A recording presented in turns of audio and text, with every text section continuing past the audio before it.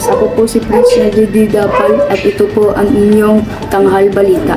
Ranas ngayon ng matinding pagbaha ang ilang bahagi ng barangay tapos ang tuloy na malakas na ulan itong mga nagdaang araw. At sa mga residente, mabilis na tumaas ang tubig sa mga kalsada at pumasok sa ilang kabahayan dahil upang mahirapan ng mga tao na makapasok sa paaralan at trabaho.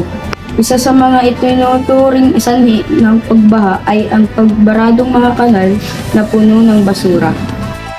Papaalalang mga opisyal ng barangay sa publiko na magtapon ng basura sa tamang lugar at makiisa sa mga clean up drive upang maiwasan ang paglala ng problema. Patuloy pa rin binabantay ang sitwasyon lalo na kung magpapatuloy ang ulan.